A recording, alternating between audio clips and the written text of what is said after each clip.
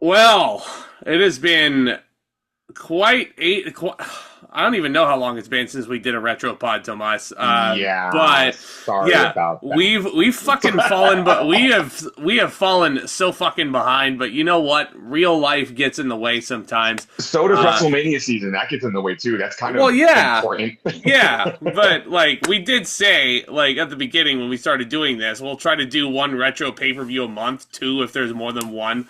But I mean, I said I had a plan for us to catch up, and it fucking backfired on us. Well, But I feel like in these next couple of weeks when we kind of have some more free time, we can try and bust these out a little more. Don't hold us to that. But anytime we have a chance to talk about pro wrestling, like we say at the end, we're here to talk about retros. We're gonna talk about Backlash, which is fucking 2 weeks from this weekend, which is crazy. No, not even. It's 2 weeks. It's in 2 weeks. I'm fucking old. I'm fucking old. John Cena and Randy Orton are wrestling one more time. When is Double or Nothing? If you say this weekend, I'm gonna have a fucking connection.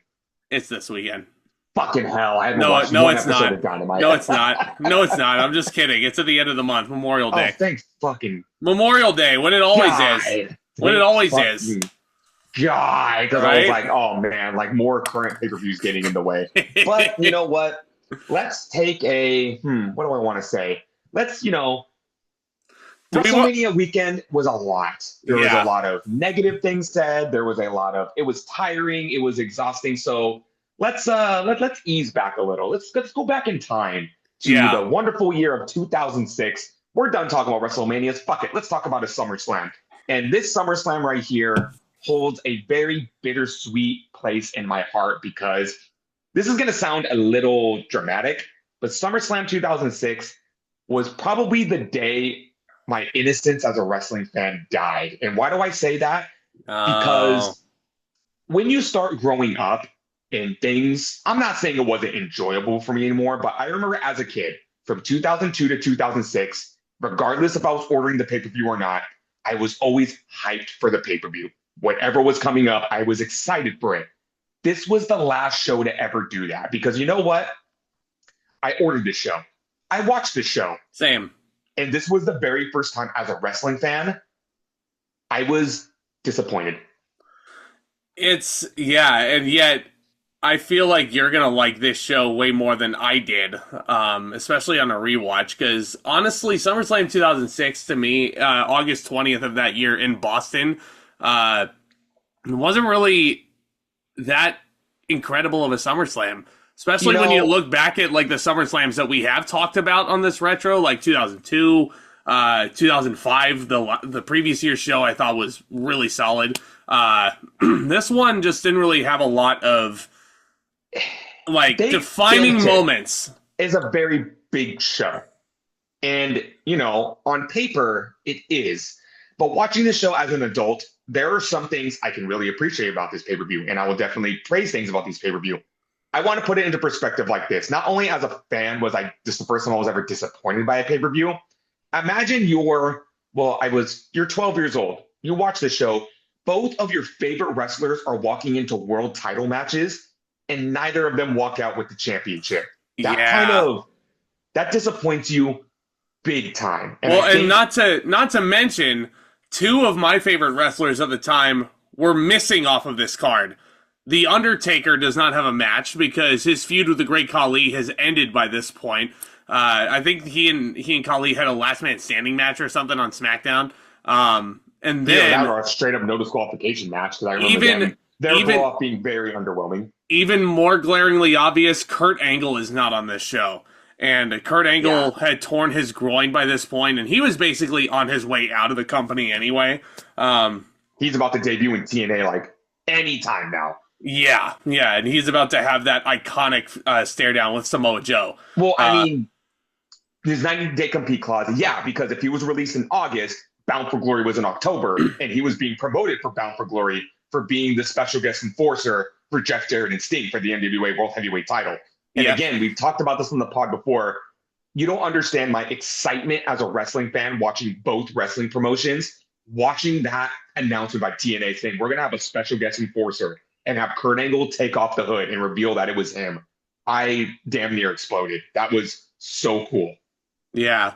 Yeah, when TNA was still a contender to compete with Yeah. WWE. Yeah, And this then is when TNA was stealing all the big stars. They were trying to say that TNA is the better company to work for. And around this time with WWE, it definitely sure felt like that. But, that's the thing about me in this pay-per-view. Like, it had its it had its bright spots. Like, there are some matches on here I definitely. don't remember being as good as they were. But I remember after this pay-per-view being disappointed.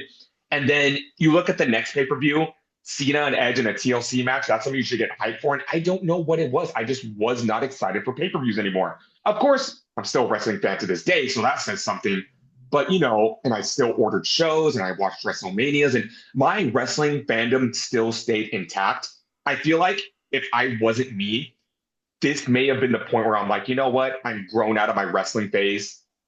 I'm not going to do it anymore. There have only been 2 times in my life where I seriously thought about abandoning this shit forever.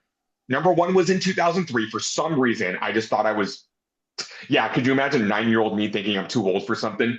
I thought I was Jeez. too old for WWE, and I just didn't want to watch. Thank God for my brother, because he saw that and he said, "Nuh-uh, no No. way." And he pretended to be Evolution beating up Goldberg because he knew that would make me mad. And I immediately snapped out of it, started wrestling him, and I was back on it. So thank you, brother, for not letting me fall down that rabbit hole. The second time, oh, the good old year of 2019. Oh, That's when I was like, I am fuck 2019 WWE, fucking fed man. up with this. I am fucking fed up with this Ugh. company. Thank God for NXT and thank God for AEW. Because you remember when I said, fuck Raw and SmackDown, I will watch the pay-per-views, I will watch NXT, and oh, what's this AEW shit? Yeah, I'm going to start watching that shit when it comes up. So, Oh, I remember. but I remember. the point of me telling those stories is that 2006 just felt like that weird year for me where I was like, I still loved it, but I just stopped being excited for things. It's like a switch just went off in me. And I unfortunately have this show to thank for it. Yeah, yeah, and hopefully this opening contest would kind of snap you out of it because it's a match that we have talked about a few times with the Cruiserweight Championship on the line, and both of those matches were classics in for our money. But this time there's a bit more personal heat attached to it as Rey Mysterio goes one-on-one with a returning Chavo Guerrero, who feigned retirement. But then he cost Rey Mysterio the World Heavyweight Championship the month before at the Great American Bash in the most obvious betrayal. Everybody saw it coming. But Chavo, his promos leading into this are basically saying that Rey was basically carrying the Guerrero family banner, and how fucking dare you, because you're not a fucking Guerrero like I am. A justified heel turn, for sure. Even though Rey Mysterio was still a babyface, and obviously he was going to be a babyface, he sold all the merchandise. But JBL on commentary once again for SmackDown. He was even accusing Rey Mysterio of like, you're carrying Eddie's name like you're Eddie Guerrero himself. So How dare you, you little. We're still very into the thick of bringing up Eddie in every single promo. Yeah. And I understand if that's the basis of this feud, but I think it should have built off of that instead of it's just about Eddie, it's just about Eddie. Because even during their entrances, Rey and Chavo's promo packages were just about their relationship with Eddie Guerrero. And it's like, you can base it off of that, that's fine, but it shouldn't be the entire focal point of it. Like, Chavo bashed Rey's head in with the steel chair at the Great American Bash and cost him the world title. That should be enough to go off of why these two hate each other and why this is a true grudge match. Dude, even as a kid, I was sitting there and I'm like, I don't need Eddie to be involved in this storyline. Let the man rest in peace. Like, seriously. They were feuding over a dead guy. Yeah, exactly. They might as well have just had a fucking match at the graveyard where Eddie was buried, you know? They might as well have at this point, but... do a cinematic match. It's Rey and Chavo. What can we say that already hasn't been said? It's a very solid match. These two are like peanut butter and jelly. Watching Rey and Chavo is ironically just like watching Rey and Eddie wrestle. Like, go back to any classic Rey and Eddie match, whether it be at Halloween Havoc, World War III, WrestleMania 21, Judgment Day, the Great American Bash, SummerSlam. Like, Rey and the Guerreros just molded together really well. And it's all of that Rey's super high-flying, exciting offense with Chavo's technical abilities. If there's one thing I will give Chavo over Eddie, Chavo really just knows how to zero in on a body part and make that the entire psychological point of a match. Like, he's been praised for it on commentary. But honestly, I can't think of another wrestler that works on a body part better than Chavo. It's hard to pick another one that's better at doing what you just said than Chavo was, and that's why I consider Chavo Guerrero incredibly underrated. Just even in the general crux of like WWE as a whole, not just in terms of the Guerrero family lineage, because obviously Eddie was the star between those two. Chavo was so criminally overlooked, and I can't praise that man nearly enough. Chavo's awesome. He really is. But I feel like 2006, at least, this is where Chavo got his flowers. He's going to be rewarded. Oh, no, I'm sorry. I'm lying. I thought he wins the United States Championship. He feuds for the United States Championship. But no, I definitely think this should have been the year where you belted up Chavo, even if it was just for a couple months. They did. Chavo was the ECW champion for a while. If that were hell, but we are talking like 2 years from now where that title's dead. And the only claim to fame Chavo had with that feud is that he pinned CM Punk clean at No Way Out. Dude, as if the ECW title was still an accomplishment, even at this point in the timeline. And I know we're not going to talk about it for a couple of years, but I vividly remember Chavo verbally burying CM Punk on the mic. It was kind of embarrassing. Oh, don't cry, Punk. Don't cry. Don't worry. You're going to get your title match. It's just going to be at No Way Out. I'm like, God damn, they made CM Punk look like a little bitch. And then CM Punk, at that point in the feud, probably couldn't take it anymore. And then he was like, I'm done with this company. I'll just go work at Starbucks. They'll probably actually give me insurance. If CM Punk, if you took a 2014 CM Punk and put him in a 2006 WWE, his ass probably would have bounced to TNA too.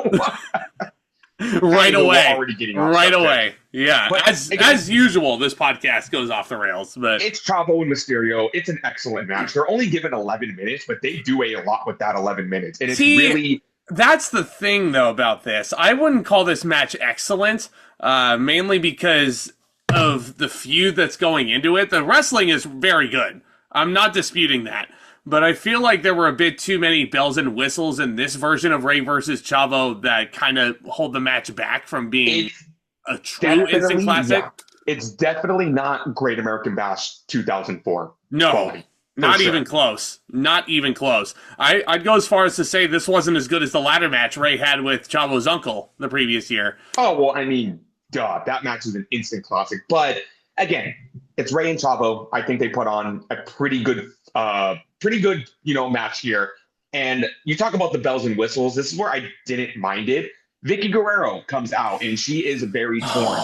She has her deceased husband's best friend and her literal nephew-in-law fighting each other for no reason. And she is absolutely conflicted. She doesn't want them to fight anymore. And Rey and Chavo are just straight up ignoring her. These two want to tear each other apart.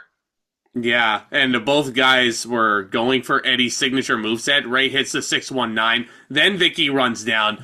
Mysterio tries going for a frog splash, but he's like, "What are you doing, Vicky? What are you doing? I'm wrestling here. I need to get down and stop." At least Vicky didn't miss her cue this year.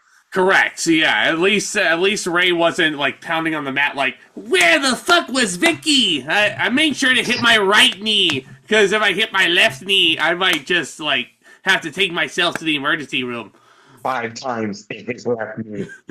That I'll never live that down. That lives rent free in my head. Realize, I made fun of that. I didn't realize the entire wrestling community made fun of that too. Oh, yeah. I had surgery 5 times in my left knee. I would love to get like a room full of wrestling fans, like 100 of them, and just put on the screen that "Don't try this at home" PSA. I guarantee all of them, like drones, will repeat it word for word. They will recite that shit word for word.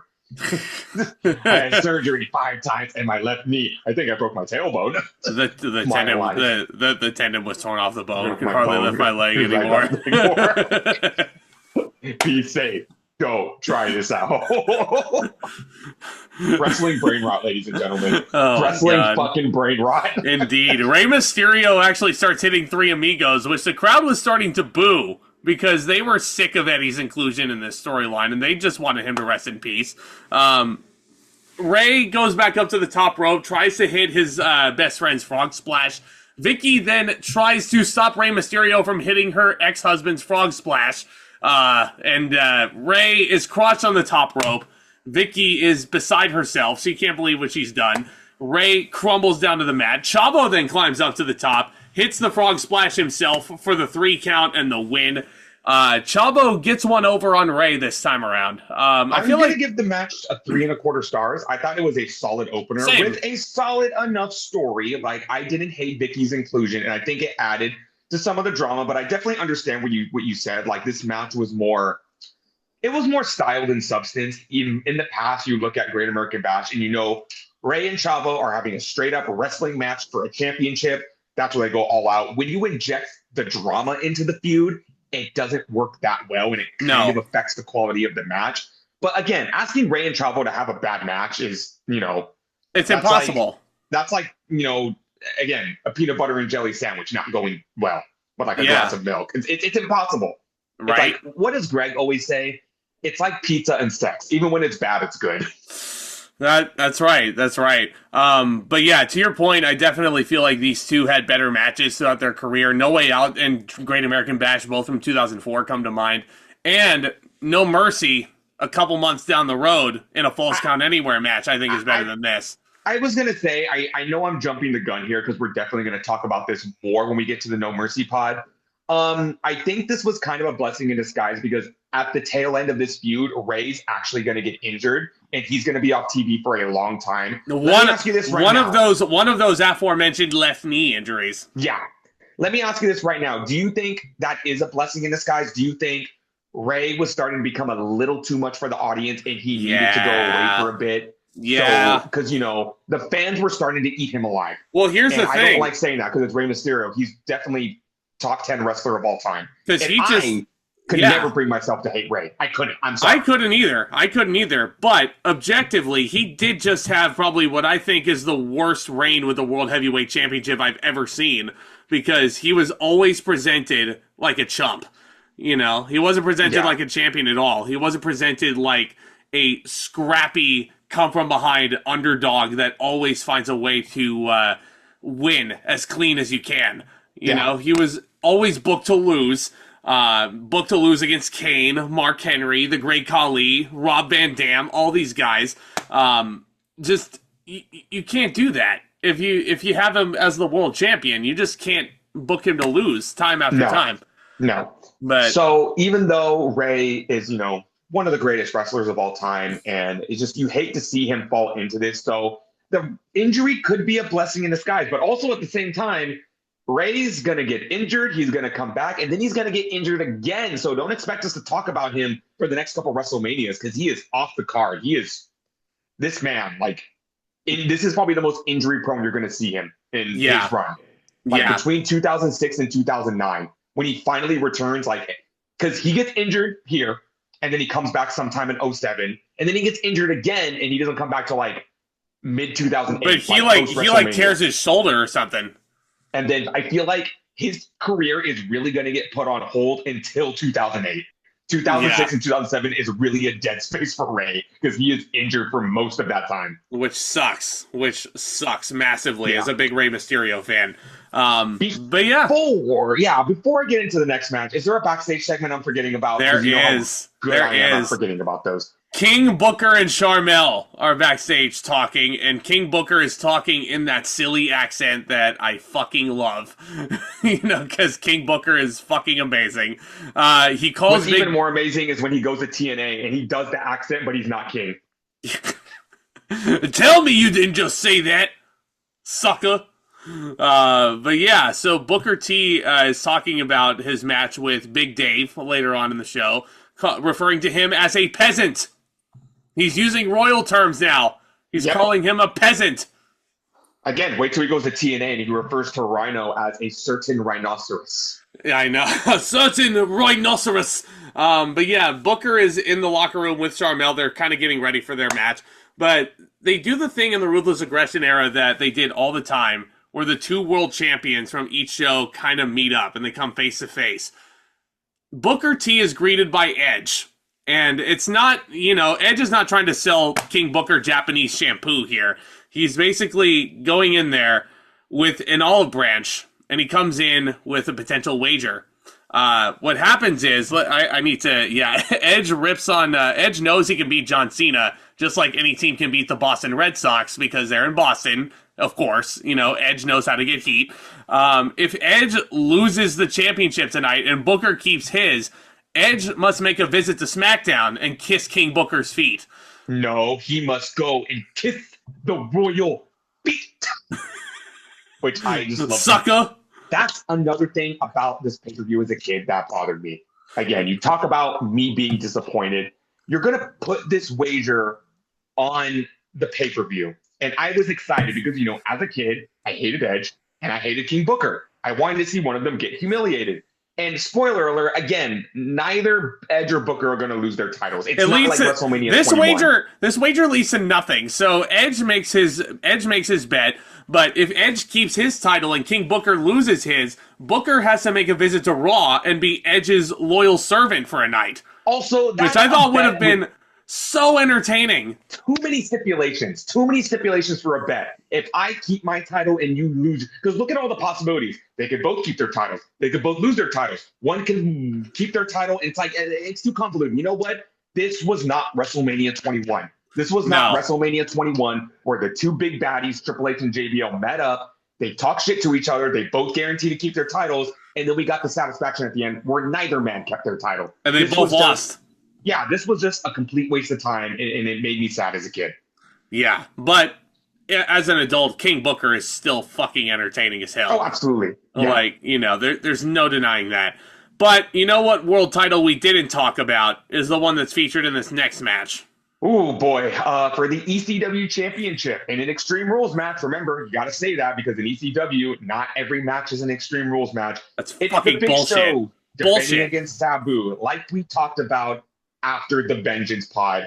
Just to catch everyone back up to speed, RVD was the WWE and the ECW champion. RVD and Sabu, ironically, got caught with weed and pills. They both got suspended. They took both championships off of RVD, and they took the ECW championship off of RVD when they were in Philadelphia in the original ECW arena. On the 4th of July. On the 4th of July, Paul Heyman turned on RVD. They christened Big Show as the new ECW champion. One of the biggest slaps in the face of the company you've ever seen, but you can't admit that wasn't memorable.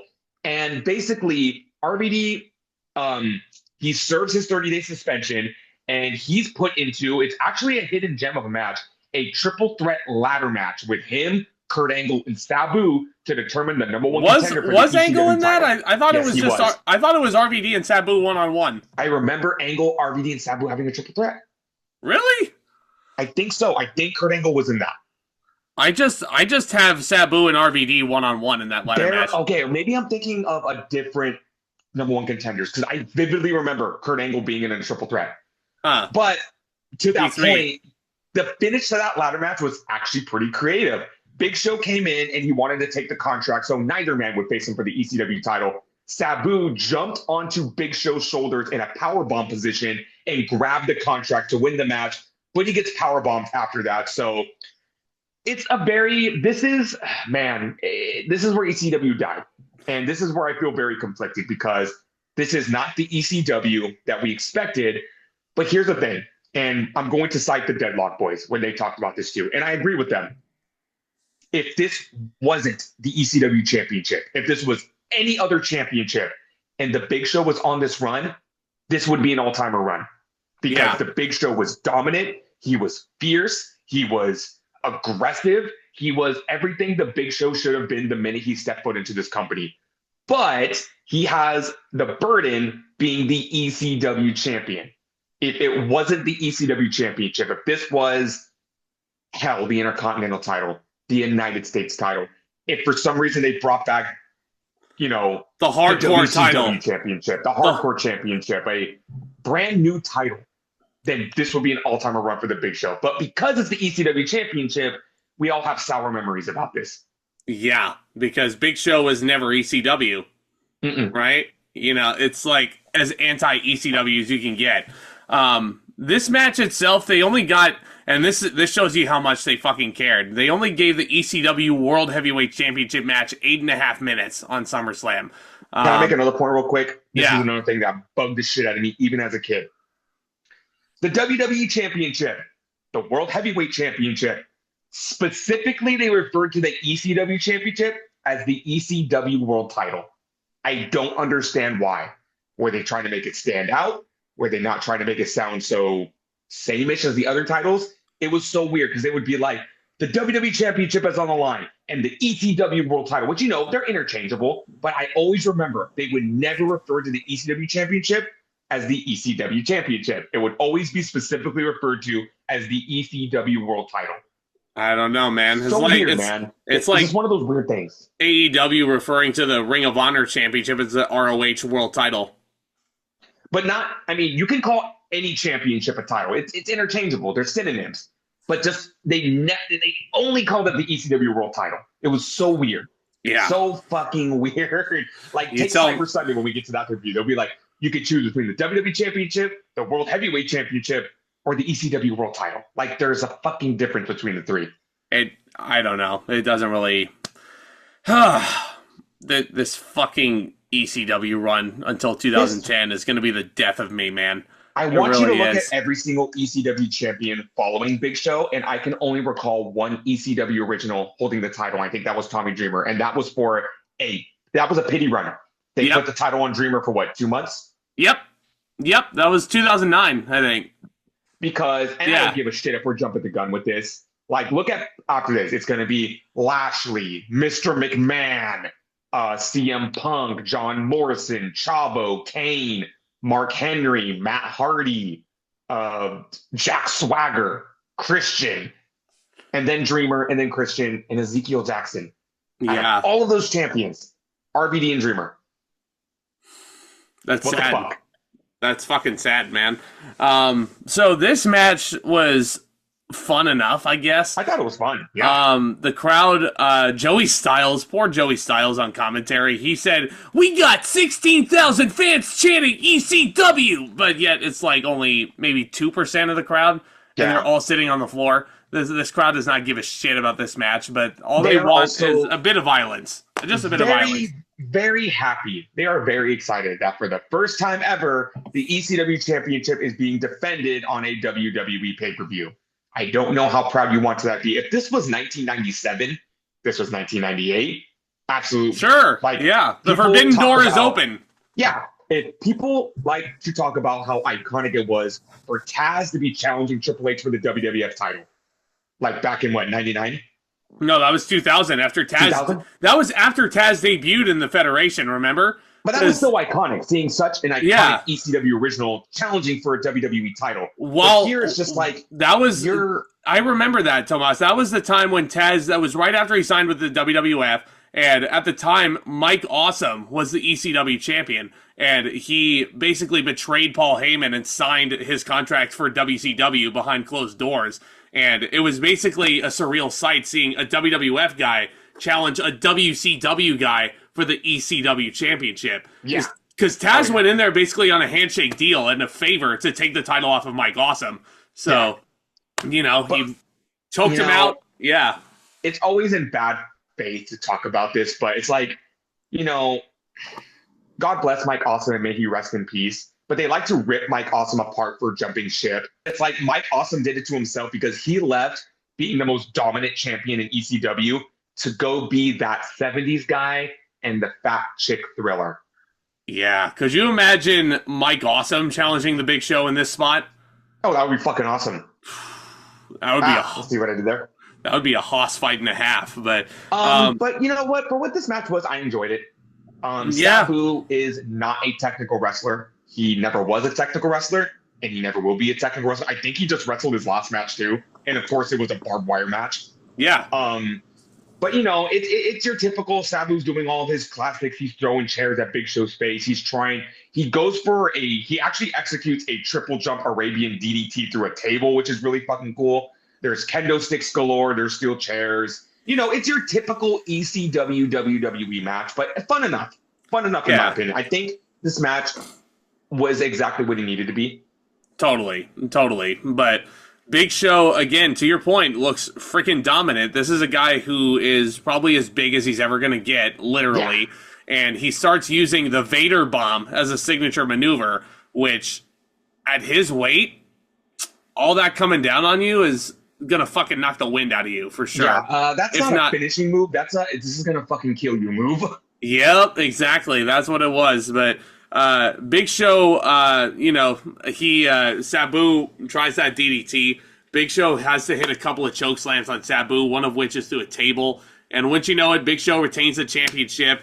And the announcers are putting it over as like this incredible ECW showcase. But I'm like, it's like 2.5 stars. I don't know. I'm actually going to give it 3. I had a lot of fun really with it, considering the time that they were given. And, if you look at this match, in a vacuum, it's fine. It's perfectly fine. But just all the bad stuff that's attached to it, you could say Sabu got buried here. You could still look at why is Big Show ECW champion. This is also removed from Big Show having those shitty matches on TV with Batista and The Undertaker and Kane.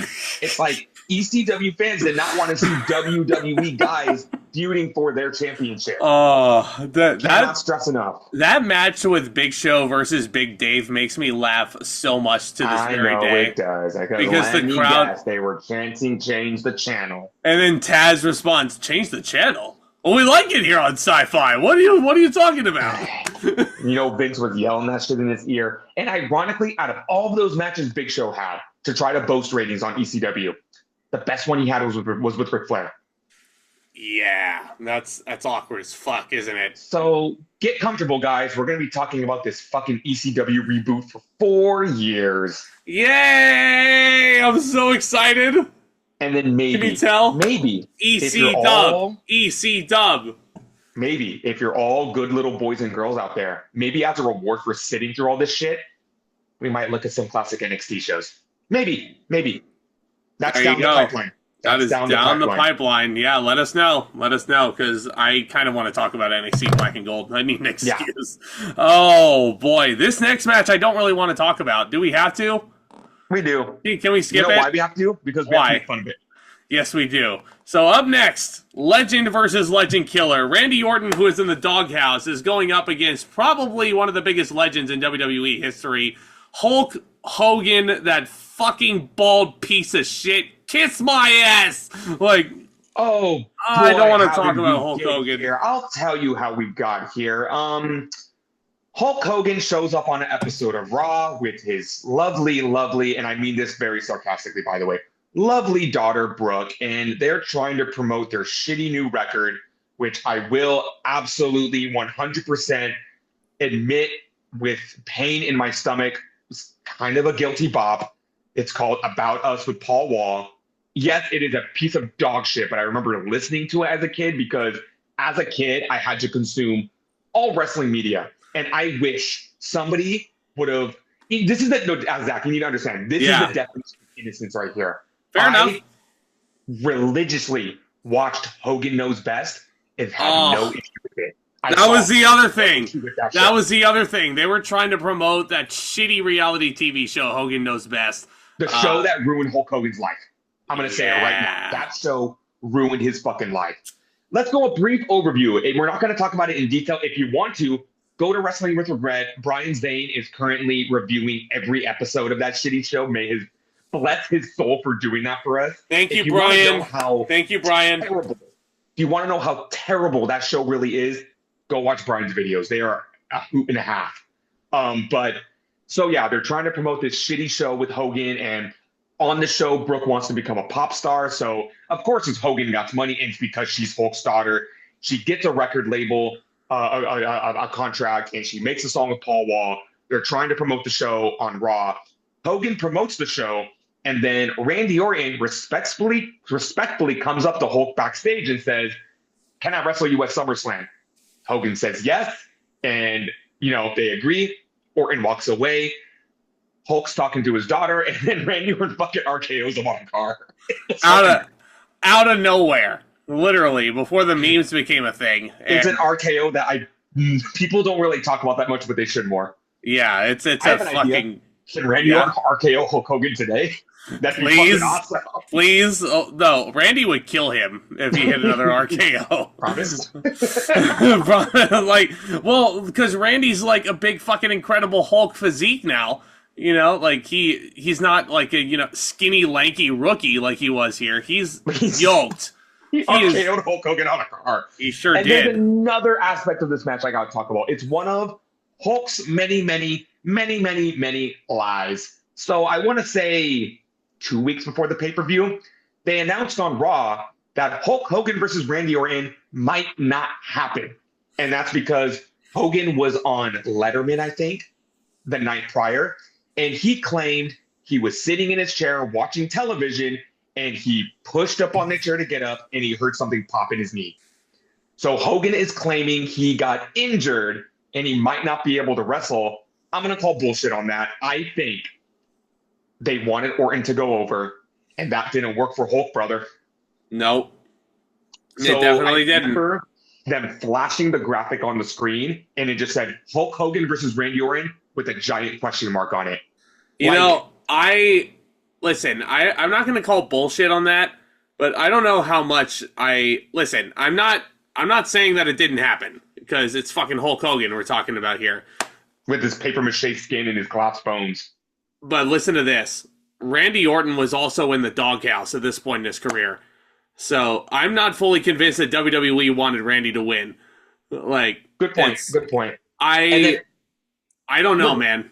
Regardless how you feel about either man, do you really think WWE would jeopardize that marquee match on their card by saying, hey guys, this might not happen?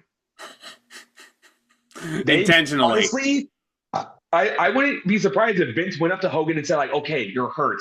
Can you go in there, just throw some punches and one leg drop? Like, we can make it a total squash. I don't think, even in 2006, they would risk losing a Hulk Hogan match on pay-per-view. Well, and the thing with Randy Orton also, he's a consummate professional, so he probably would have gone through with that idea too. Like he would have done it. Well, this is Orton in 2006. Well, remember, Randy never pitched anything in his career per the interviews. So man, I love 2025 Randy Orton. it's Randy in trouble too. Like, again, Randy, because he's been a bit of a dickhead for the past 4 months or so in 2006, he's very much on house arrest without being on house arrest. It's not a good time to be Randy Orton right now. Do I think he should have beaten Hulk Hogan here? Abso-fucking-lutely. No question about it. Randy Orton should have RKO'd Hulk Hogan in 10 seconds and pinned him.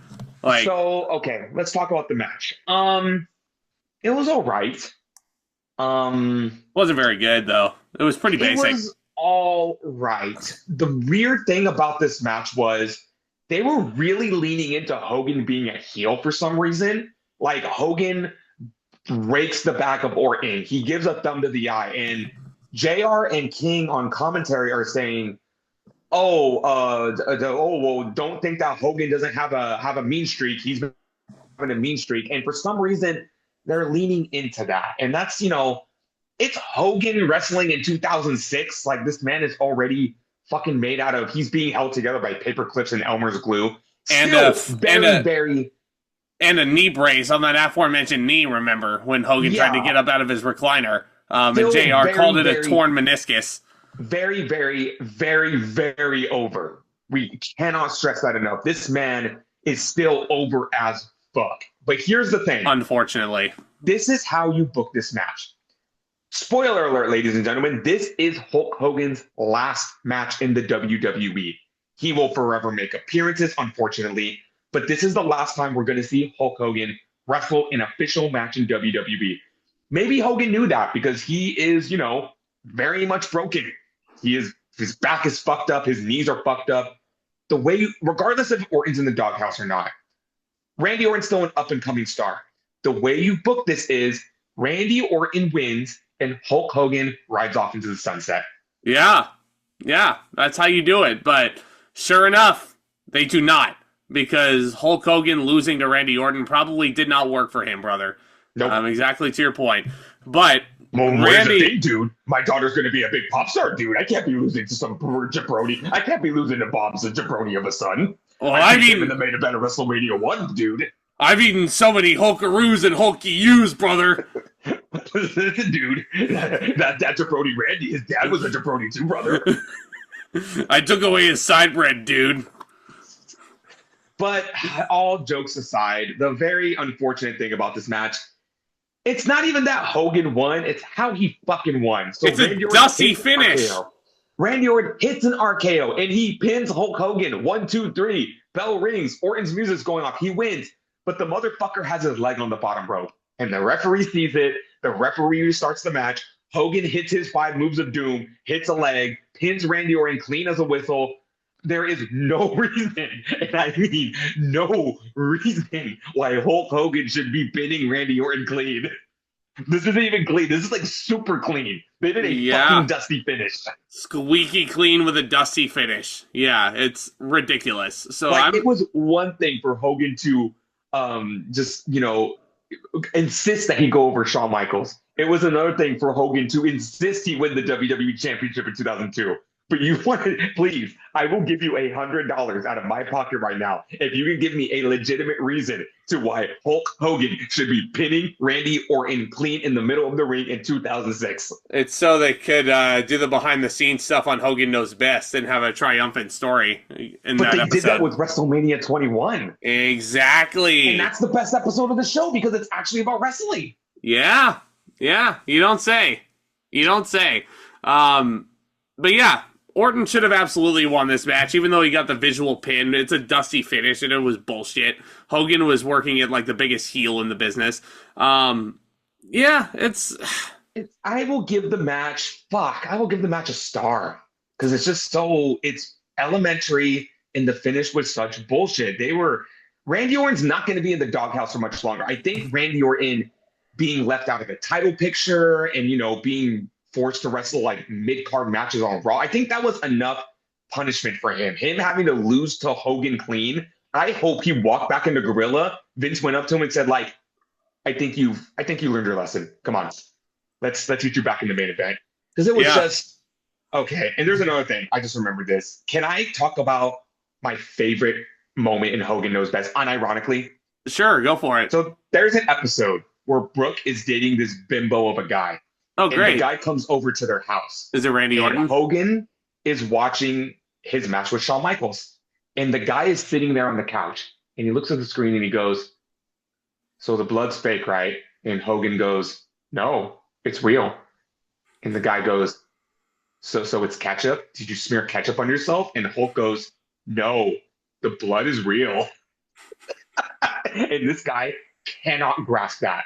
It is so uncomfortably embarrassing to watch this guy just go, so that's fake, right? Fucking dumbass. I'm curious, is this show available to stream? I could use a good laugh. I've never said this before, but thank God for Hulk Hogan saying that to that dummy. Ew, I have to buy it for $1.99 an episode on Prime Video. Fuck Ew. that. He got a 4 out of 10 rating on IMDb. Good. Jesus Christ, man. Brian Zane, review the rest of the episodes. I need something to laugh at. Well, let's move on, because the next match definitely has real blood, and you can cry me a river on that one, and a lot of it, Tomas. Holy fuck, what do we have next? We have in an I Quit match, the human stunt machine, Mick Foley, as he likes to be called, the glorified stuntman, versus the Nature Boy, Ric Flair. Literally my favorite stipulation. One of them. Like I don't care. Great. I quit is great. fucking awesome. Standing match, but you son of a bitch. No. So the feud going into Vengeance, as we talked about, is that Ric Flair wrote his book, and for some reason he felt the need to verbally bury Mick Foley in the book. Yes. Calling Mick Foley a glorified stuntman, and that's always good for. So Foley wanted to prove him otherwise and prove he could out-wrestle Ric Flair. Spoiler alert, he couldn't do that. He took a barbed wire baseball bat to Flair's head and bloodied him up at the end of their 2 out of 3 falls match at Vengeance. So now shit has really been cranked up to 11, and they're going to have an I Quit match here. Nice. Not a bad idea, not a bad feud, and not a bad build. My issue with the feud will forever be the roles are miscast. Ric Flair is clearly a better heel, and Mick Foley is clearly a better babyface, and this feud shows it. There is no reason for Ric Flair to be bullying Mick Foley the way he is. Let me ask you this then. Do you think a lot of people back in 1989 had an issue when Ric Flair faced Terry Funk in an I Quit match and the roles were literally the exact same as what you just said, with Terry Funk being the heel? No, I'm not saying Ric Flair can't be a good babyface. I've seen plenty of instances where he's a great babyface. I just feel like in this instance, and I feel like Terry Funk is different. Like, I know you defend Foley as a heel, and I'm not sitting here saying it's the worst idea ever and Foley can't work heel because he clearly can. Foley's funny as a heel. He's a funny heel. And it's crazy. This match was kind of a double turn, not a double turn for Flair, but it turned Foley back into a babyface. Because it's just, you can't hate Foley when he's getting the snot beaten out of him. He's the most endearing character in the world. So it was very difficult to suspend my disbelief when it comes to Foley being a heel and Flair being a face. It's very strange. But regardless of that, this is a very fun match. This was fucking violent. And these guys combined are 97 years old together. Ric Flair is 56 at the time of this show. Mick Foley is 41, which is wild. You probably didn't know that, right? Because Foley retired in his mid-30s because his body was literally made out of toothpicks and super glue. Mr. Foley, I mean this with all the love of my heart. You are the worst looking 41-year-old I've ever seen in my life. The business really did destroy him. God damn. It really did. But yeah, you're right. This match was fucking violent. The bumps were brutal in this match. You take a bump machine like Mick Foley and you take the human blood balloon that Ric Flair is, and it's a recipe for success. It really is, because you got Flair bleeding buckets and you got Foley out there taking the nastiest bumps you've ever seen. I will never understand how Mick Foley takes a hip toss, body first into the steel steps. I will never understand how his knees are still connected to his legs when he's taken all of those knee bumps off the steel steps. This man has taken flat back bumps on concrete. I mean, he does it in this match, which is crazy. He has been handcuffed and his head smashed in with the steel chair. He has fallen off ladders. He's gone through thumbtacks, barbed wire, fire. Stupid. There's absolutely not another guy like Foley out there. Yeah, there really isn't. He has more balls than anybody else in the entire wrestling history books. That guy. Nobody else has more courage than Mick Foley, and nobody can convince me otherwise. Mick Foley, this is why I fucking love the I Quit match. So, obviously the goal is to have your opponent utter the words "I quit" into a microphone.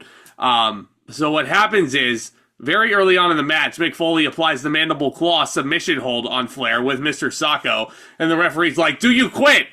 And how do you expect him to say the words "I quit" when he has a mouthful of sock? Yeah. How do you expect him to do that? Seriously. I understand it's a glorified submission match, but you cannot have Ric Flair yell out, "I quit!" and while he has a mouthful of dirty sock. You can't do that. It's the best you can get. That's the best you can get. You can't do it. You cannot do it. Mick Foley should have retained the WWE Championship at the Royal Rumble 1999 because The Rock said "I quit" when he was trying to get Mick Foley to quit. You tell the great one, "I quit." Ding, ding, ding, ding, ding. Yeah. It should have. Should have. Fucking hell, man. Let me guess. Your friend will still never forgive The Rock for what he did to Foley. Correct. But Flair... That's like Hugo's cousin will never forgive... what was it? Oh, yeah, he'll never truly believe that Floyd Mayweather could beat the Big Show. Oh, never. Yeah, Floyd... He will never watch WWE again until Big Show beats Floyd Mayweather in a rematch. Keep wishing, kid. You're never going to get that. Especially since Floyd Mayweather is undefeated and retired. He's not going to, tarnish his legacy. Nobody stays retired. Nope. Even though Ric Flair is a babyface, he kicks Mick Foley in the balls to start fighting back. He starts chopping him. Foley is now bleeding from the chest. And that's because Flair is literally wrapping barbed wire around his hand and chopping Foley with it. Which is fucking hardcore as fuck. Jesus. Yeah, where was Joey Styles to call that? Okay, now that's hardcore. That's hardcore. Ric Flair in 2006, he was a different animal. Yeah. He was really a different animal. He really felt like he had something to prove here, and I'm like, Flair, you don't. You really fucking don't. Right in the fucking dome with the barbed wire board, and you have seen so many Ric Flair blade jobs. This is up there with some of the most he's ever bled. And Flair's bled a lot. Like, there's been a lot of Ric Flair matches in history, obviously. Probably bled more in this match than he did against Harley Race in 1983. Probably bled more than he did against Dusty Rhodes. Probably bled more than he did against Sting. Like, how many matches have we watched where Ric Flair literally dyed his hair with his own blood? Right. It's crazy. Against The Undertaker, against fucking Big Shawn Show, Michaels. the aforementioned Big Show match that we talked about. Foley drops the barbed wire board on Flair. Foley asks him if he quits, and then Flair's like, "Kiss my ass!" Yeah. I love it. This is where the craziness begins. And you know what? I actually really like the finish of this match. So Foley is up on the ring apron, and like I talked about before, Flair knocks him off, flat back bump on concrete. Ouch. Stupid. Even more so. You want to talk about the thumbtacks?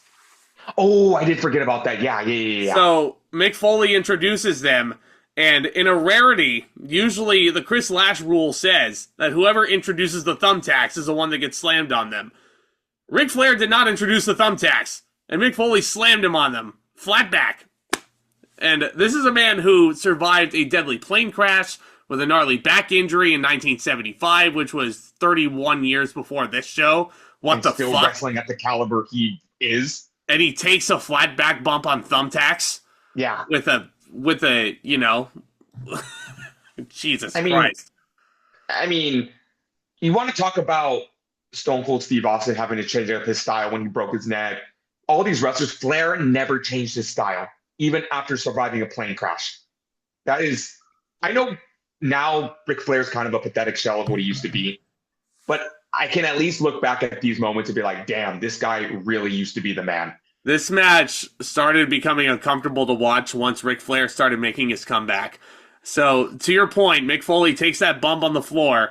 Then Mick Foley, the back of his head hit a trash can at one point, taking a bump, which is key, because Foley is on a different planet at this point. Ric Flair basically says, "I'm going to make this man quit, or I'm going to kill him."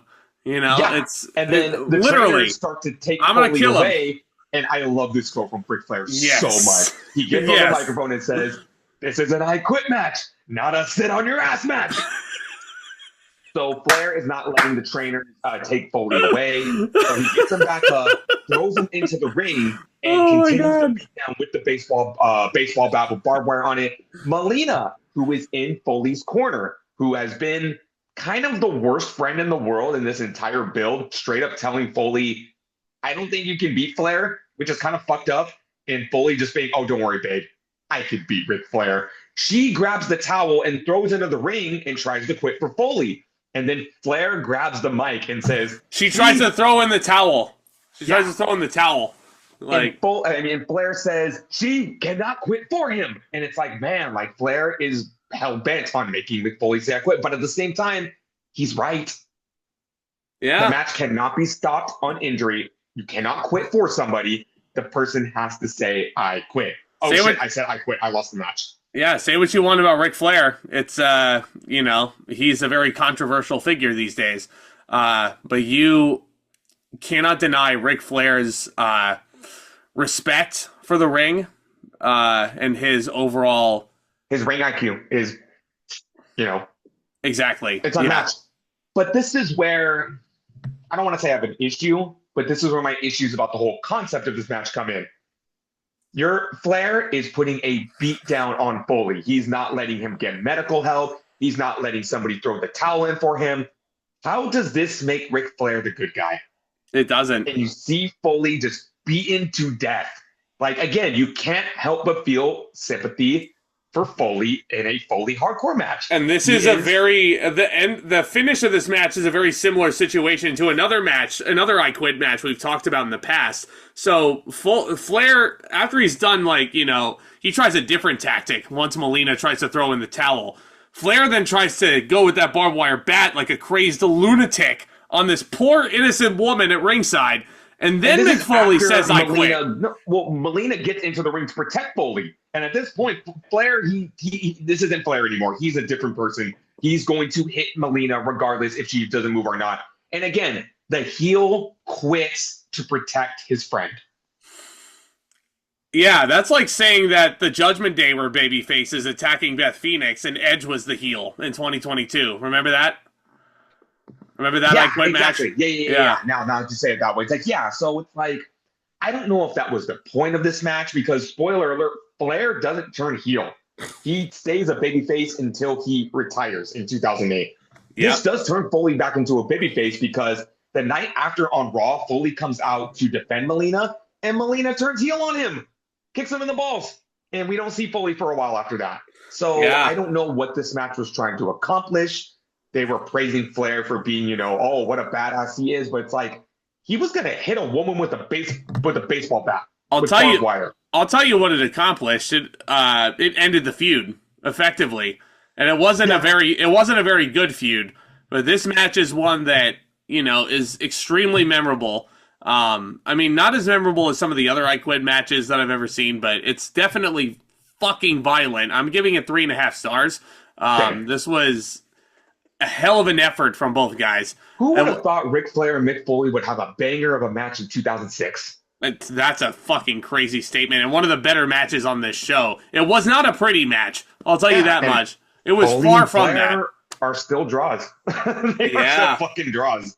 It's just a shame that 2.5 years later, both men would kind of tarnish their legacies a little by going to TNA. Yeah, I'm not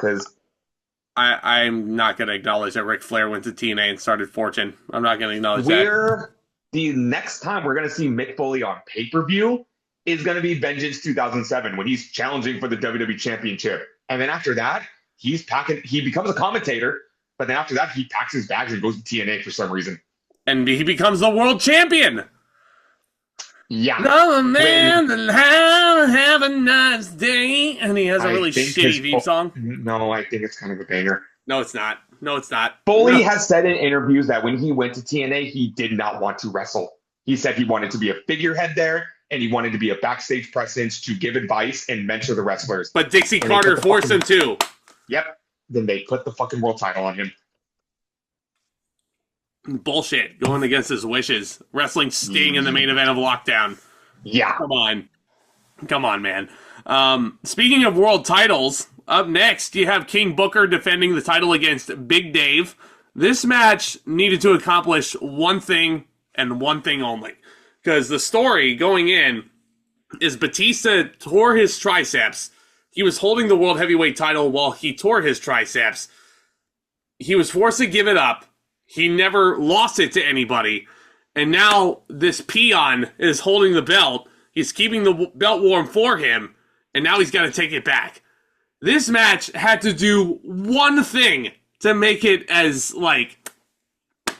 it needed to warrant its existence somehow. And warranting its existence means that Big Dave wins the belt. And he does not. Yeah.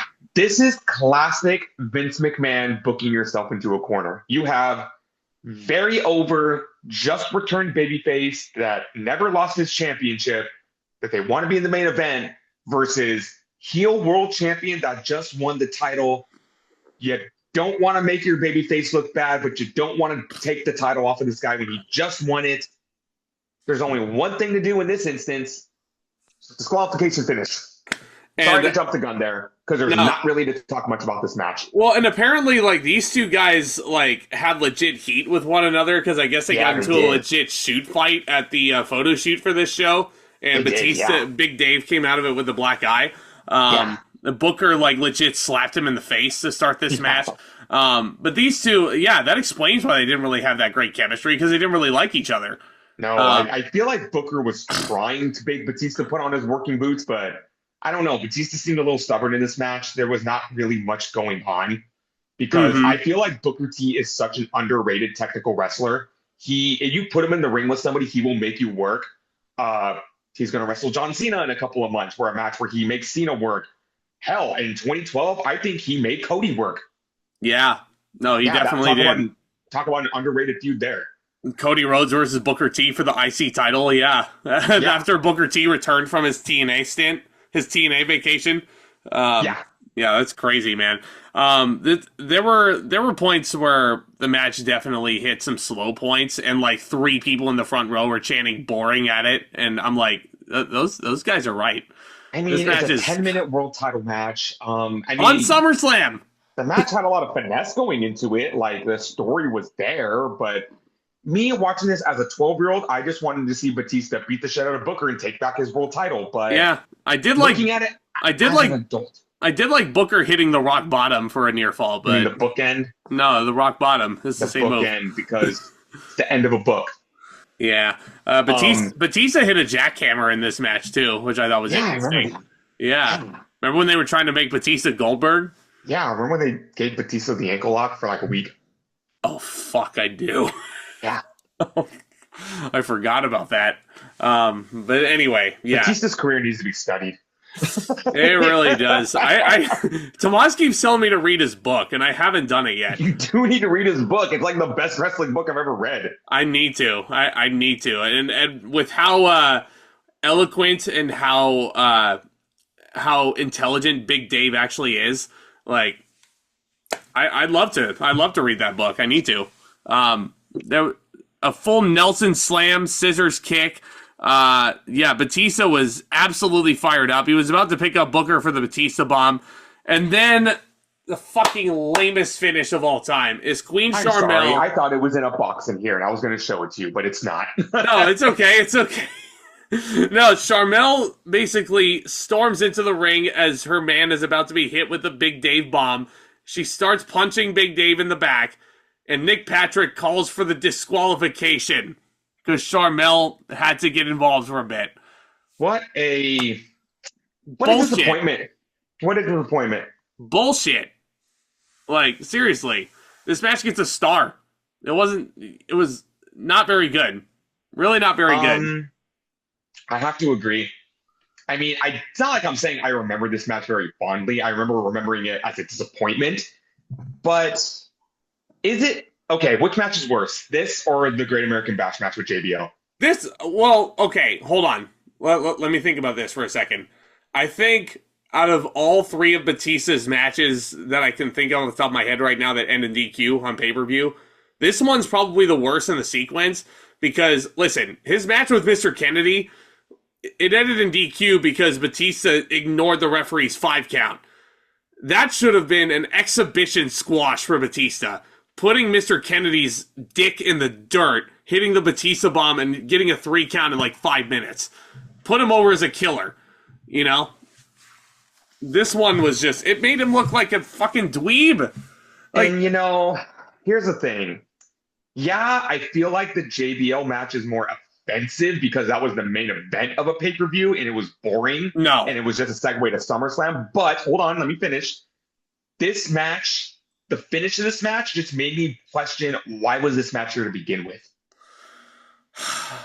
These guys aren't going to face one-on-one until Survivor Series. And that's when Big Dave wins the belt back. It's like they were just delaying the inevitable. It's like they put the title on Booker T, but it was just the inevitable of, we're going to put the title back on Batista, but we want Booker to have a somewhat of a run with this title. Okay. A very much deserved run with the title. So if you're going to do that, keep Big Dave as far away from Booker as possible. Keep him as far away as possible. Because the first time that he steps into the ring with King Booker is when he should win the belt back. The first chance he gets, belt should be going home with him. You're acting like Bobby Lashley isn't right there. The guy that he feuded with the entire spring to become King of the Ring. You're telling me you couldn't run that feud back for SummerSlam? Give Booker a solid win over Bobby Lashley? Fuck it, put Booker in there with the fucking Undertaker. Like, you know, give Booker a solid win. Because Taker would definitely put Booker over. He would have had no problem putting Booker over. Booker could have got his win back from Judgment Day 2004. You know, when they were really pushing Booker T. The fucking feud with the bag of dirt. Yeah. Jesus Christ. Yeah, like, you get what we're saying here, though, folks. Like, this match, King Booker versus Batista, was put on pay-per-view way too early. Bless you. Bless you.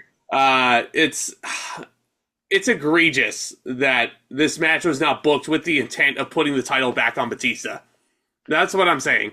And I would agree with you there, but again, it's 1 month after Booker T won the title. So what?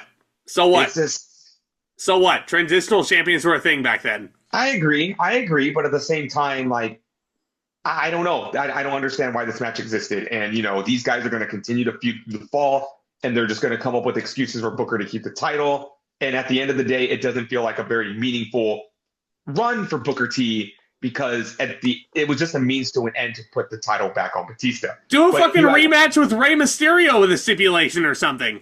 And to agree with your side, 12-year-old me would have loved, 12-year-old me wanted Batista just to win the title back. Yeah, but I think the biggest tell was this match did not go on last. So it probably meant that Big Dave was not winning the belt. Yeah. But it's... Plus, we were very much in the SmackDown is the B show. SmackDown is the B show. SmackDown is the B show.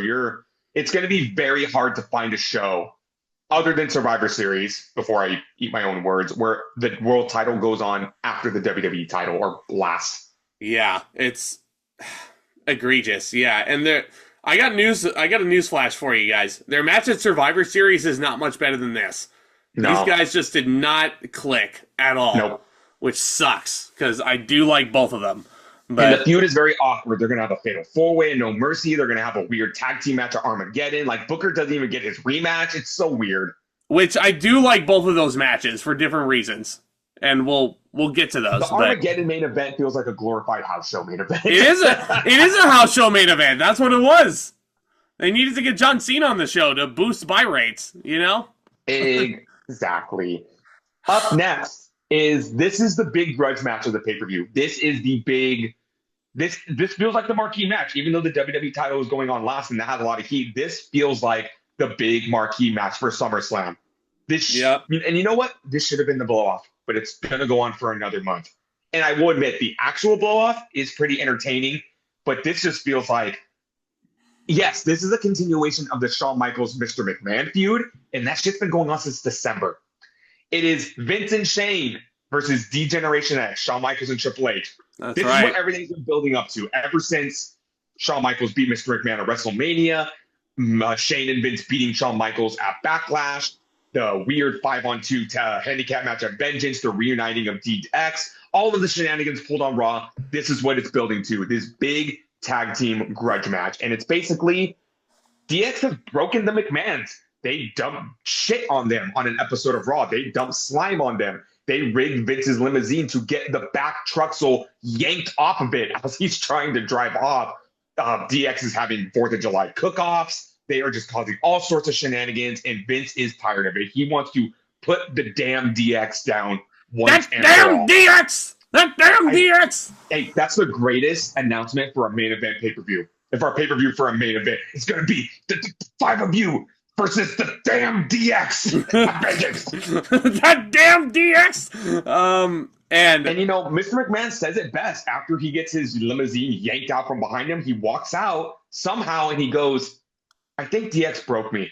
Because they have. They broke him. I may be in the minority here alongside you, Tomas, but I like 2006 DX. I think they were funny. I can't believe you also 12-year-old me? Yes. I can't believe you also didn't bring up 2 iconic segments where DX takes over the production truck.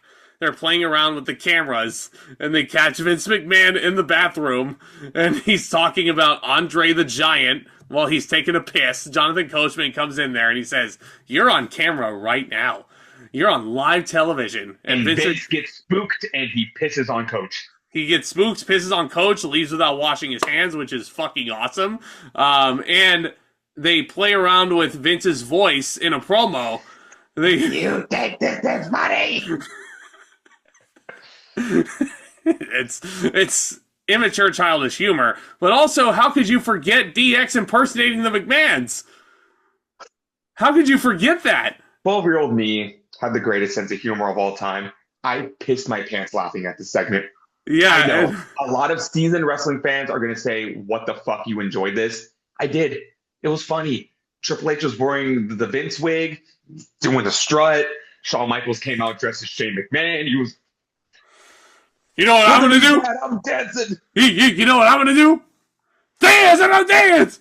Look at me, Dad. I'm dancing. I'm dancing. Stop it! And then Triple H does have a really funny line that I will not repeat. You know which one I'm talking about. Yeah. Yeah. Nah, I dare not do it. But and the segment ends with Triple H saying, "You want to dance? Fine, then stand back." It's literally WWE's version of Rickrolling. They will forever. I mean, before the Vince accusations happened, they always ribbed Vince by playing that damn music video. It was Vince McMahon at the 1980. Fuck, where's Greg when you need him? It was the Slammy Awards. The Slammy Awards in the 80s, and Vince McMahon saying "Stand Back" with Hulk Hogan on guitar. I think Macho Man Randy Savage on bass. It's funny because one of my friends in theater found that clip, and she wanted me to identify all the wrestlers on the instruments, which was pretty funny. But it's WWE's version of Rickrolling. Whenever they wanted to rib Vince, they would just throw that music video on the screen. Before Vince himself ever got Rickrolled during $1 Million Mania. Do you remember that? Yes, I do. Fucking hell, man. This match, oddly enough, I had a lot of fun with. There was a lot of chicanery going on even before the bell rang, because the McMahons both make their entrances separately, and they both say, "We need some help, pal." So it's like a Royal Rumble. Out comes the Spirit Squad first, which is fucking hilarious. Who DX has beaten so many times, and they can't get rid of these little cockroaches. Kenny goes on the trampoline, bounces in the ring, bam, super kick. It's fucking great. And Triple H drops one of them with the pedigree. Vince then calls for more help, and here's a random team. Mr. Kennedy, William Regal, and Finlay. The United States champion Finlay. That's a random-ass team. Yeah, being reduced to a henchman. No U.S. title defense on this show. Nope. Just a run-in. And this is where it starts to catch up to DX. Obviously, Finlay, Regal, and Kennedy, they're no people to, they're tough guys. So they start beating down DX. And I will admit, Finlay is funny as fuck during this because he's beating them down. And then he's high-fiving Vince and Shane. And as they're walking out, Finlay goes by Vince and high-fives them. It's pretty funny. Finlay can be funny when he wants. And we also get the Big Show.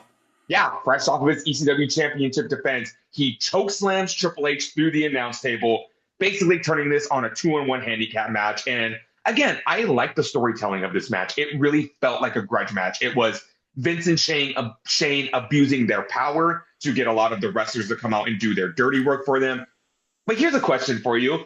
If Vince and Shane can just twist the rules of this match, what stopped them from just keeping all four of those guys out there, making it a 6-on-2 handicap match, and then just decimating DX right then and there? Exactly. It could be a pride thing. But, okay, if there's one thing during the McMahon's Heat segment that I really like, two things. Number one, Shawn Michaels is the best seller in the business. He is really selling the offense really well.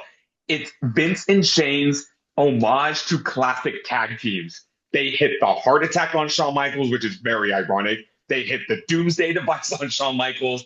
They are busting out all the greatest tag team hits. And honestly, as a fan of tag team wrestling and classic tag team wrestling, I like this. I liked it a lot. They were just trolling they were hitting Demolition's finishing move too, which is an even bigger troll job than Demolition not being inducted in the Hall of Fame yet, which is still a fucking crime.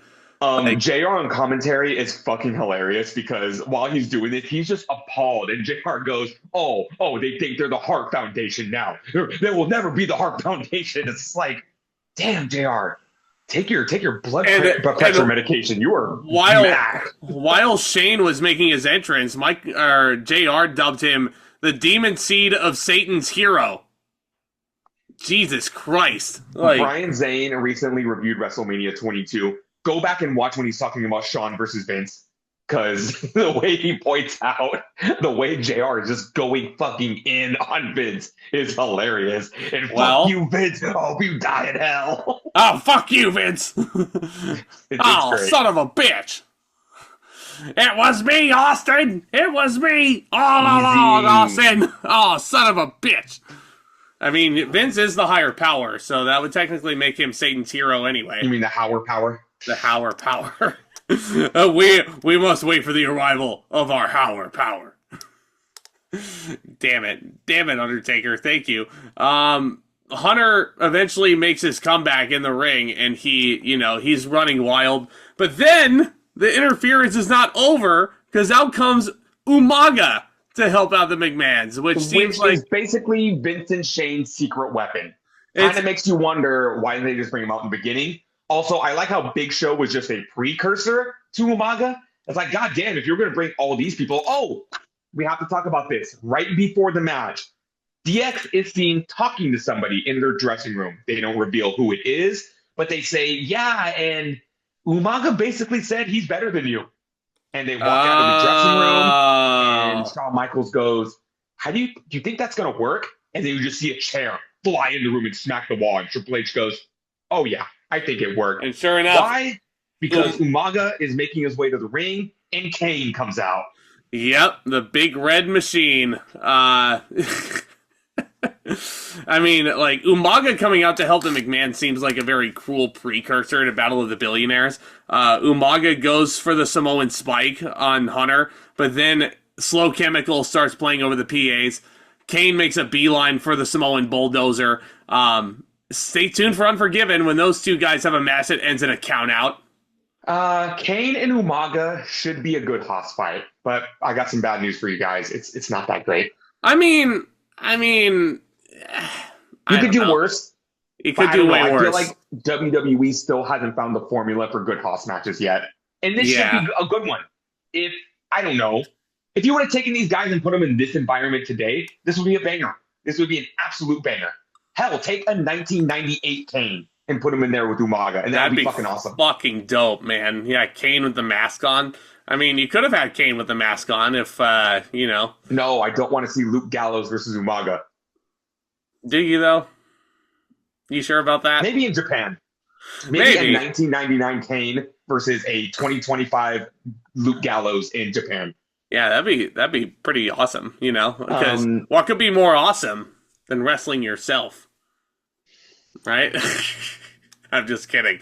Just kidding. Yeah, so DX is on the defense. Vince, oh my God, he puts an arm over Hunter, because I guess Umaga did hit Samoan Spike on him. So it takes referee Mike Chioda a solid minute to come to his senses after everything that was going on. He does the slow count, 1, 2, near fall. And then Vince McMahon picks up Mike Chioda, decks him right in the head, and then... Yeah, I mean, he's the boss. I guess he can do what he wants. He's not going to get fined. What, is he going to find himself? Want about Vince, especially nowadays, but when Vince was good, he was good. So he will never go down as the greatest wrestling technician ever, but you put him in the right environment, and he performs well. And I think this was one of those matches. Then they set Triple H up in the corner to get hit with the coast-to-coast from Shane McMahon with the trash can. Shane jumps off the top rope, and I'm sure you loved this. Shawn Michaels comes in from out of nowhere. Boom. Sweet chin music right out of thin air. Shane is eliminated from the equation. Vince gets a trash can to the head. A sweet chin music and a pedigree. Hunter pins Vince. I do think it is very weird that not at one point in this entire feud do they mention that Hunter is basically pinning his father-in-law. They were still very sheepish about that around this time. They still did not like bringing up that. Why not make it a little bit more personal? Vince is going to feel betrayed by his own son-in-law. I agree. I 100% agree. It was a weird. I remember that era where it was clear as day that Triple H and Stephanie were married. Like, it wasn't a secret, but they never mentioned it on TV. I even knew that as a kid. I was like, oh man, yeah, Hunter got Stephanie pregnant. Yeah, they're married. And Hunter was a father at this point. Stephanie, Aurora was born by this point in the timeline. Isn't she 21 now? Yep. Holy fuck. Yep. I'm old. Yeah. I'm old. Something like that. So it was entertaining for what it was. I think I don't know how to rate it. I really don't know how to rate it. I'm going to give it 3 3/4 stars. I had a lot of fun with this match. I don't know what it is about this feud around this time. I found it very endearing. I don't think the match would have been this good if it wasn't for Shawn Michaels just being a master storyteller. During his heat segment, even when he's on the beatdown, he knows how to sell and he knows how to get that empathy from the crowd. It admittedly was a fun match. I don't know if I'd go that high on it. I'd probably go 3 1/4. I mean, I'm sorry, it's match of the night. Really? You look at everything else on this card, it really is match of the night. Damn. Yeah. I mean, it's a pretty mediocre SummerSlam, isn't it? I mean, again, not technically the greatest match in the world. I did find it very funny that the McMahons were basically using all the tag team finishers to their advantage, and JR was getting more visibly pissed the more finishers they used. The only thing missing was a 3D, and that would have been a fucking shot and a half that Bubba Ray and Devon left. Can you imagine Vince and Shane going for a concerto? I mean, Could you imagine Vince doing poetry in motion? Could you imagine Vince doing a twist of fate? Yeah, and then Shane doing a swanton bomb. Jesus Christ! Yeah, I'd lose my shit. This would be the blow off, but it's not. It's not. The blow off is very weird. Very, very, very weird. Stay tuned for Unforgiven. Stay tuned for Unforgiven when we talk about that show. Hopefully soon. Because Unforgiven's a fucking phenomenal show, if I say so myself. I mean, it's alright. It's not just alright. Come on, it's the best pay-per-view of 2006. Don't get it too twisted. It's alright. But up next, we have our main event of the evening for the WWE Championship. It is our good friend Adam. It's Edge defending the title against John Cena in his hometown of Boston. So yes, our good friend Edge versus our not very so good friend John Cena. Yeah, no, John, we don't fucking love you anymore. We don't fucking love you. He said we're a dysfunctional, toxic relationship. He claims to be my father. He claims to have raised me. Clearly, we loved Cena's him. Unhinged right now. Yeah, Cena's unhinged. Yeah, middle finger from a 6-year-old. Real classy. Classy. This is squeaky clean babyface John Cena from 2006, trying to win back his WWE Championship after all of the cluster fuckeriness that was RVD's title reign. We talked about it before. They were supposed to have a triple threat match at Saturday Night's main event.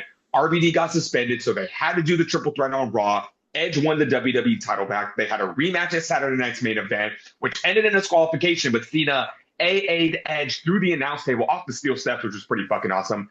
So this is Cena getting yet another title shot in his hometown of Boston. And this is peak heel Edge. Edge goes to Cena's childhood home, stands on his couch, kicks his shit around, insults his family photos, and then John Cena Sr. appears, which is basically like, the fuck you doing in my house, man? And Edge slaps the dog shit out of John Cena Sr. Which I'm sure John Cena Sr. loved doing, because if anybody has been following John Cena's career, his dad is a giant mark for the business. So he's a wrestling promoter. Yeah, which is awesome to see. He took that slap like a champ. And Cena, no pun intended, Cena goes in there and it's personal for him now. He wants to go into Boston and he wants to kill this motherfucker. I vividly remember on the Go Home Raw, Edge was wrestling Carlito, I think, and John Cena jumped the barricade wearing basketball shorts and attacked Edge, and his pants fell down. And people were saying, "Is Cena wearing a thong?" It's very weird childhood memory that I have. I'm sure the women in the crowd loved that, but. I mean, I guess I need to go back and rewatch that segment to confirm, but I just remember him wearing basketball shorts and his shorts fell down in the brawl. Yeah. Well, this match, you can't have really had too much of a brawl, seeing as how they would have a fucking TLC match the next month. But the other thing is, they kind of shackled them a little bit, because if Edge gets disqualified, he loses the WWE Championship to John Cena. So, babyface, top star of the company, going into his hometown for the World Championship, where if the champion who is known for cheating gets disqualified, he loses the title. Sounds like a recipe for a John Cena world title win, right? No! Not really. I mean, you look at the blow-off to this feud, and it makes sense, but it's just like, it was just a little deflating. Yeah. We feel like other than DX winning, we didn't get that big babyface win of the pay-per-view. And I'm not saying you had to. I mean, you could have. I don't know. I don't want to rewrite history with this one because it turns out fine in the end. Yeah. I just think it's weird. It's just very weird. The booking worked, but it just, again, I'm looking at myself through the lenses of a 12-year-old kid, And I was just so disappointed. Like my other favorite wrestler, Batista, didn't win the title earlier in the night. This was like do or die. Edge was very funny as a heel in this because Lita tries to bring a chair in, and then Edge is like, "No, I can't use this. I'll get disqualified." So he tosses it right back out to Lita, who I think is the women's champion at this point, right? Yes. She's carrying around the belt. Yeah. Okay. I still think. Okay, here's the thing. Regardless, Cena and Edge have excellent chemistry at this point in their feud. You talk about how many times Cena and Orton have wrestled. I don't think Cena and Edge wrestled enough. No, they really haven't. Was the Joker to Cena's Batman? If Cena is Hogan, Edge is Roddy Piper. These two just clicked so well. Yeah, they really did. It was like they go together like peanut butter and jelly, man. Just like you said. It's like Cena needs Edge as much as Edge needs Cena at this point in his career. It really. Next to AJ Styles. No, actually, AJ Styles is the second. Cena and Edge is my favorite Cena feud.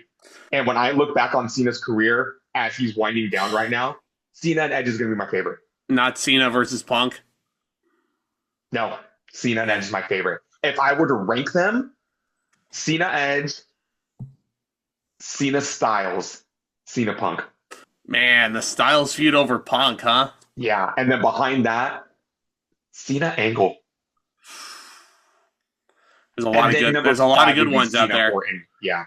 Yeah, well, that's because everybody's sick of Cena versus Orton, except if you're in the year 2025 and you see the roles reverse finally. We're all fucking hyped for it now. I'm fucking so excited to see that. There's a point, so the crowd's chanting, "Let's go Cena, Cena sucks," because Cena's at very early on in a toxic relationship with the fans. So this is very peak. Fans are starting to hate Cena. Yeah, so get used to it, guys. It's going to be like this for the next 10 years. He hits the 5-knuckle shuffle. Cena goes for the FU, but a really beautiful counter into the execution for a near fall. They go to the turnbuckle. Cena gets a victory roll. I mean, there were some points, especially towards the second half, where I feel like the drama was really starting to intensify, and I do appreciate that about this. I feel like they could have done a little bit more to really up the urgency and up the stakes. But this is... I'll tell you this much. I think it's a better match than they had at the Royal Rumble back in January, which I think I rated 100%. 3. Which I think I rated 3.25, if I remember right. But Cena, Edge is setting up for the spear.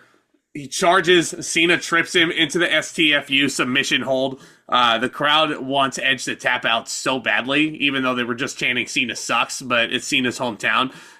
Lita was just about to hit Cena with the title, but while Edge is locked in the submission, Edge is begging his woman to not hit John Cena with the title. Because if she does, John Cena wins it. John Cena takes that belt home with him. Lita doesn't do it. Edge gets his hand on the bottom rope somehow as the heel. He fights valiantly to the ropes. When he gets his hand on the rope, I will say this was smooth as fuck. Lita slips on a pair of brass knuckles onto Edge. Yes, she does. And while Cena's back is turned, he gets decked in the back of the head with the brass knucks. Edge pins Cena. Edge retains in Cena's hometown. And JR yells... Absolutely deflated as a kid. JR yells, "Son of a bitch! Son of a bitch!"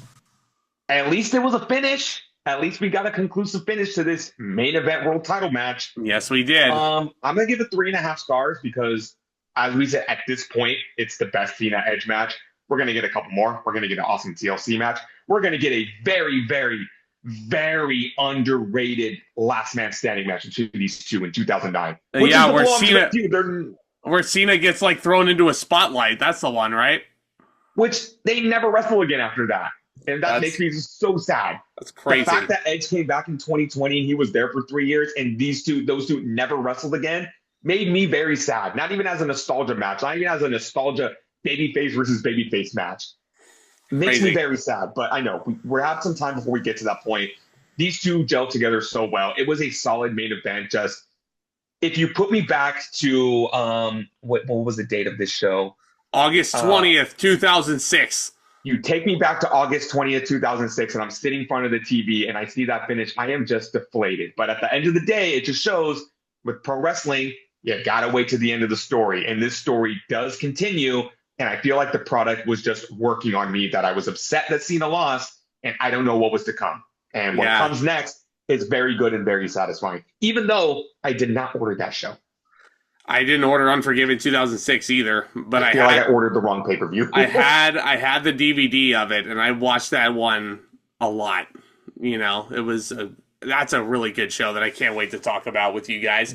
Once again, to all you youngins out there with your Peacocks and your TNA Plus and your WWE networks, there was a time I could not just turn on my PS5 and watch any WWE pay-per-view I wanted. I had to wait a month before that shit came out on DVD. And would my parents buy it for me? I don't know. If I didn't have the money to spare, I just had to stick with the DVDs that I had. You guys have it lucky. Yep. Especially you watching Armageddon 2005 repeatedly. Jesus right? Christ. And Royal Rumble 2006 and WrestleMania 22, which, you could watch worse shows. Yeah. Well, Royal Rumble 2006 is kind of the drizzling shits, but SummerSlam 2006, 6.5. I'm going to give it 6.5. I'm going to give it 6.5 out of 10. Nostalgia-wise, it's a very important show in my childhood, and there are some bright spots in the show. But when you look at it, it's not the best SummerSlam ever. I can think of other SummerSlams. I will say this. It is miles better than next year's SummerSlam. Next year's SummerSlam sucks ass. It really does. We'll get to that. We'll get to that the point. Next good SummerSlam we get is 2008. And even then, that show has issues.